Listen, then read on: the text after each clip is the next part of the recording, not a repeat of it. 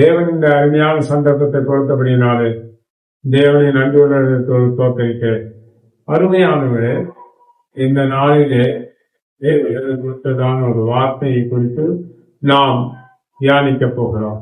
இது தேவனுடைய தூது, தேவன் கொடுத்த இலக்கம். கவனமாக எல்லாரும் பிரபலித்து சொல்ல முடியாது. சில வார்த்தைகள் மட்டும் நாம் பார்க்கலாம். எனக்கு இந்த மெமரி ரொம்ப இதுவாக ஆக மாட்டேன். அதனால மைண்ட்ல எதையும் நாம் தேக்கி வைக்க முடியும். அதனால இருக்கிறது படிக்கலாங்களா? முதல் வசனம் படிக்கணும். ரோமர் 12ஆம் அதிகாரம் 2ஆம் வசனம். ரோமர் 12ஆம் அதிகாரம் 2ஆம் வசனம். நீங்கள் இந்த பிரபஞ்சத்துக்கு ஒத்த வேஷம் தெரியாமல், நீங்கள் இந்த பிரபஞ்சத்துக்கு ஒத்த வேஷம் தரிக்க கூடாது. யார் சொல்றது? பவுல் சொல்றார். எந்த புஸ்தகத்துல? ரோமருக்கு எழுதுகிறார். நீங்க இந்த உலகத்துக்கு ஏற்ற வேஷத்தை தரிக்க கூடாது. பாருங்க, அவர் நிருபத்தை இந்த பிரபஞ்சத்துக்குரிய வேஷத்தை நீங்க தரிக்க கூடாது.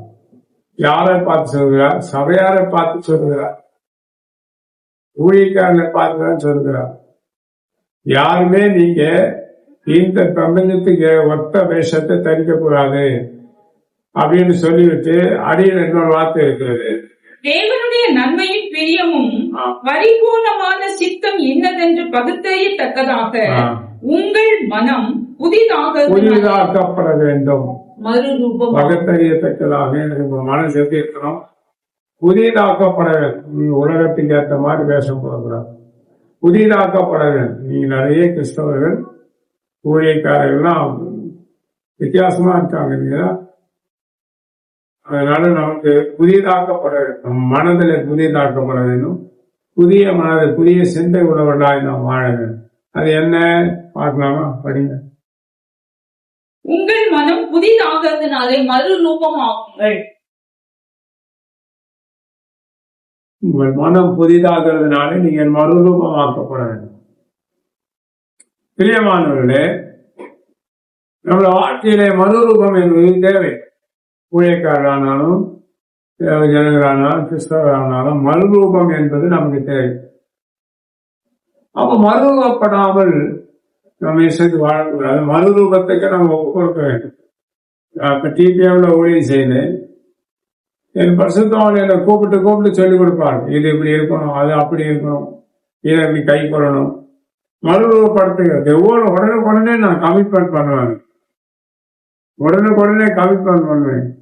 அதனால்தான் சீக்கிரமா அடையத்தக்க தேவ ஞானத்தை வேற எதிரே என் மனது போகாது. அவர் சொல்லிக் கொடுக்கற அந்த மாதிரி ஒரு சொல்லிக் கொடுத்ததெல்லாம் வெளியில நான் பார்க்கிறேன். டிபிஎம்ல தான் எனக்கு இங்கெல்லாம் சொல்லிக் கொடுத்தாரு. வெளியில வந்தப்போ வாங்க வாழ்க்கையை பத்தி ஒரு சொல்லிக் கொடுத்தார். காத்தாத்துறையில, கன்னியாகுமரி மாவட்டம் காத்தாத்துறையில இருந்தார் தாமஸ். உண்மையும் தேர்மையும் என்கிட்ட இருந்தது. ஆனா சாம் சுந்தராவிடத்துல கற்றுக்கொண்டேன். அருமையானது. மறுரூபமாக்கப்படும் மனதிலே, சிந்தையில, எண்ணங்களில மறுரூபம் தேவை. நாம் மறுரூபமாக்கப்பட்டவர்களா இந்த பூமியை நாம் வாழ வேண்டும். கிறிஸ்தவர்களுக்குள்ளே ஏன் மறுரூபம் இல்லை? கொலைகாரனும் அவனை கொல்லணும், இவனை வெட்டி கொள்ளணும், நம்மளை குறைச்சி பேசிட்டான், இவன் பிழைப்பை கெடுக்கணும், அவன் ஊழியத்தை கெடுக்கணும். ஒரு ஊழியக்காரர் இங்க தென்னவனுக்கு போன் பண்ணி பணம் அனுப்பி இருக்கிறார் மந்திரவாதி. ஏன்னா அந்த ஒரு சொத்தை ஆக்கிரமம் பண்றதுக்கு மந்திரவாதிக்கு பணம் கொடுத்திருக்கிறார். அது இங்க நடந்துருக்கு அங்கெல்லாம். ஆனா அது தவறா சரியா என்பதை குறித்து நீங்க கவனிக்கிறேன். அப்ப உன் ஊழியத்திலே தேவன் எப்படி இருப்பார்? உனக்குள்ளே மறுரூபம் எப்படி இருக்கும்? உன்னால் நடத்தப்படுகிற ஜனங்களிடத்திலே மறுரூபம் எப்படி இருக்கும்? மறுரூபமற்றவர்களாய் வாழ்வீர்கள்.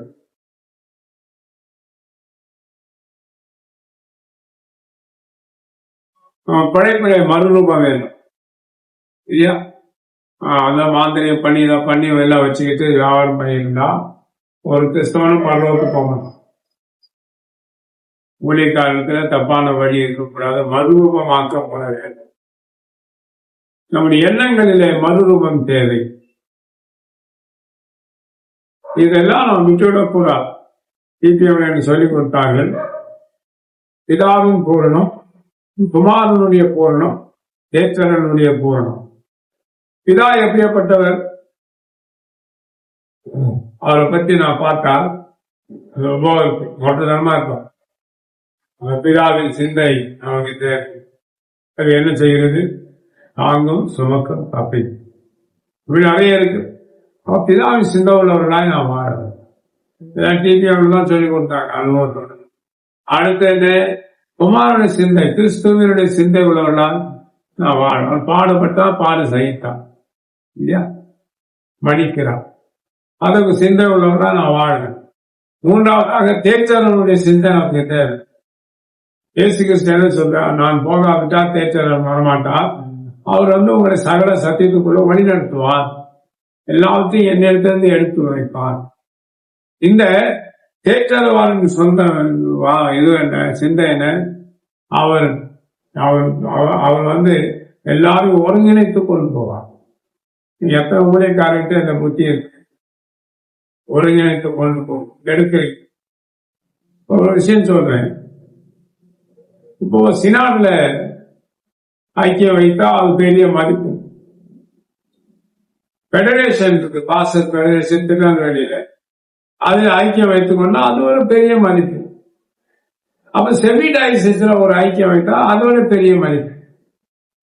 நம்ம மறுரூபப்படுத்துறது இந்த இதெல்லாம் கிடையாது. சினாடு நம்மளை மறுரூபப்படுத்திச்சா? நீங்களாம் போறீங்களா?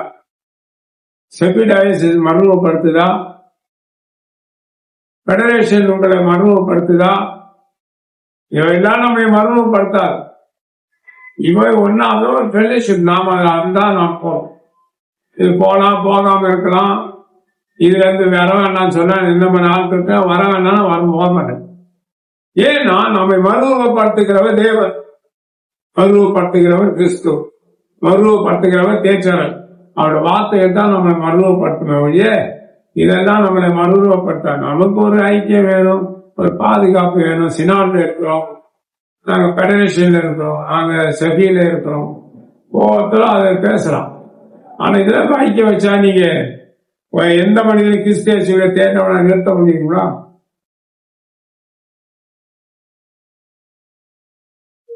நிறுத்த முடியாது. அப்ப இதை புரிஞ்சுக்கணும். எனக்கெல்லாம் இதுல குறித்து நான் பொறுப்பெடுக்கவே மாட்டேன். டெய்லி எங்கன்னா போய் உட்கார்ந்து ஆராதிக்கணும், அவ்வளவுதான். சினால இருக்கிறதுனால எனக்கு என்ன பயன்? செவில இருக்கிறதுனால என்ன பயன்? பெடரேஷன்ல இருக்கிறதா இதெல்லாம் திருநெல்வேலியில பேசணும் பாவம், என்ன பயன்? ஒருவரையும் இந்த பெடரேஷன், சினாடு, அப்புறம் செபி எல்லாம் மறுரூபப்படுத்தாது. உங்களை நீங்க ஆராய்ந்து பாருங்க. நமக்கு தேவனுடைய வார்த்தைகளோட ஐக்கியம் தான் மறுரூபப்படுத்தும். பட் இவைகளெல்லாம் நம்ம மறுரூபப்படுத்தாது. இவைகளை நம்பி நாம் வாழவும் கூடாது. நான் இவைகளெல்லாம் நம்பி வாழ்றதே இல்லை. வேண்டாம்னா வேண்டாம். நீங்க வர வேணாம் பஸ் இங்கன்னா வரமாட்டேன். ஏன்னா எனக்கு கிராஜுவேஷன் 93லயே வாங்கி வச்சேன்.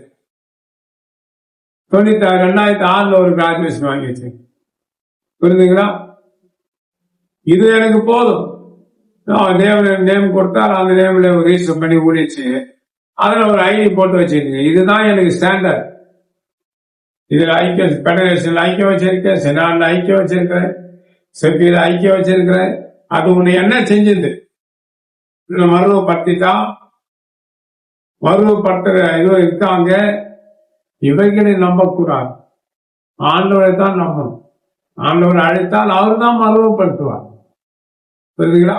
அங்க போறது, இங்க போறது, ஒளிக்காரங்க போய் ஒரு மந்திரவாதி கிட்ட போய் உட்கார்ந்து குறி கேட்கறது, மந்திரவாதி கிட்ட போய் விடுதலை வாங்குறது, இப்படியெல்லாம் செய்யறாங்க. ஒளிதான் ஒரு சொத்தை அடையணும்னா மாதிரி ஒரு பாஸ் இருக்காரு, ஓடுறாரு. இப்போ இங்க பணமா, இங்க பணம் அனுப்பலாமா, அங்க பணம் அனுப்பலாமா, அப்படியான சொத்தை கைப்பற்றணும். அதுக்காக சம்மதம். ஆனாலும் பேராசை. அவர் எந்த ஊழியத்தை, எந்த மனிதனை அவர் மறுரூபப்படுத்த போகிறார்? ஒருவரையும் மறுரூபப்படுத்த முடியாது. அவர் 6 ஊழியத்துக்கு அடிச்சாங்கன்னு தெரியும். அவங்க இந்த சாயலாக, கிறிஸ்துவின் சாயலாக நாம் மறுரூபமாக்கப்பட வேண்டும். அதான் நமக்கு சிறந்தது. அதை விட்டுட்டு நாம் இதுல இருக்க, அதுல இருக்க, இதை நெஞ்ச நிறுத்த ஒரு பிரயோஜனம் இல்லை. நீங்க தேவனோட இருந்தா மட்டும்தான் நீங்க மறுவப்பட முடியும். தேவனோட வார்த்தை உங்களுக்கு கூட இருந்தா தான் நீங்க மறுவப்பட வேண்டும் முடியும். நீங்க மறுவ பண்ணணும், உங்க ஜனங்கள் அப்படியே இருப்பார். அது கொலைக்காரனா இருக்கான், கொள்ளைக்காரனா இருக்கான், அவனை அழிக்கணும், இவனை குத்தணும், அவனை வெட்டிடணும், இந்த குடும்பத்தை அழிக்கணும், அந்த ஊழியத்தை அழிக்கணும், அந்த ஊழியக்காரனை அழிச்சு ஒண்ணு இல்லாம ஆக்கணும். இதெல்லாம் யாருன்னா பேய்களுடைய ஆளுகையில் இருக்கிறீங்க, உணர்ந்து இருக்கிறீங்க. திருநெல்வேலியில ஒரு ஆளு கூட பழகணும், மொத்தம் ஜாதி தான் பார்ப்பாங்க. அவர் என்ன ஆளு? ஆள் தெரிஞ்சா போதும், என்ன ஜாதின்னு தெரிஞ்சா போதும், அவங்க புத்தி எப்படி இருக்கும் அப்படின்னு அவங்களுக்கு தெரியும். அவங்க என்ன செய்வாங்கன்னா, அவர் என்ன ஆளு, அவர் என்ன ஆளு அதுதான் பார்ப்பாங்க போது. திருநெல்வேலியில அவர் என்ன ஜாதிக்காரர், அவர் இந்த ஜாதிலாம் பழகவே மாட்டாங்க, அந்த ஜாதிலாம் பழகவே மாட்டாங்க. ஓ இந்த ஜாதியா நமக்கு வேண்டாம் போயிடுவாங்க. நான் சிலரோட நெருங்கி பழக என்கிட்ட வந்தேன், நீங்க என்ன அந்த ஜாதி ஆட்களுக்கே பழகுறீங்க, பேசுற பழகுறவங்களதான். அப்ப பாருங்க, அவன் மட்டமான ஜாதி உன் குடும்பத்தை கெடுப்பான், உனக்கு கெடுதல் செய்வான், உனக்கு தீமை பேசுவான், உங்கள்கிட்ட பேசிக்கிட்டே உனக்கு தீமை பேசுவான், கூட இருந்தே குறிப்பைப்பான், உனக்கு கிடைக்க நன்மையில கெடுப்பான். நீங்க அவங்க கூட போய் அதிகமா பழகுறீங்க. இப்ப நான் என்ன செய்யறது, பேச்சு துணிக்காத ஆள் வேணும்ல, பேசியாச்சு, நான் இடத்துல போட்டுட்டு வந்துடுவேன், வீட்டுக்கெல்லாம் சேர்க்க மாட்டேன்.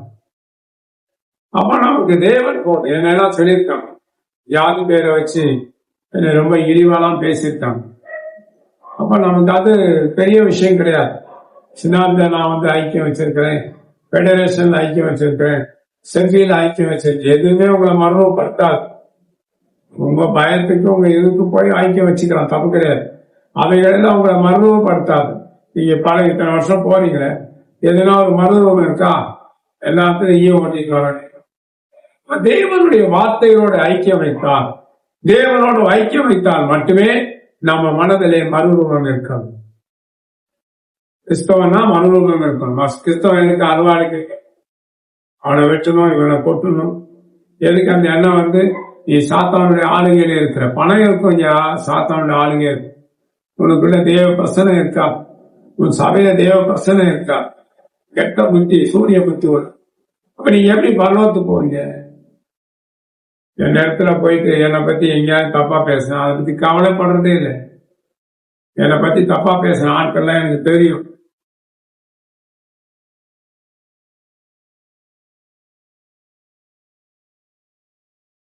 தேவன் இடத்துல பேச அவன் ஜாதி தெரிஞ்சா போதும், அவன் எவ்வளவுப்பட்ட கேடு கட்ட புத்தி உள்ளவனே எனக்கு நல்லாவே தெரியும். சின்னவன் இல்லையா, நாங்க அதுதான் பார்ப்போம்.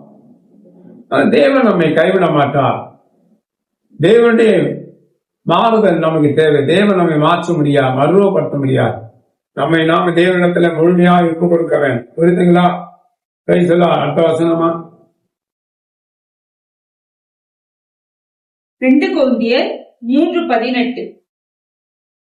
நாம் எல்லாரும் திறந்த முகமாய் கர்த்தருடைய மகிமையை கண்ணாடியிலே காண்பது போல கண்டு, அதான் செய்யணும்.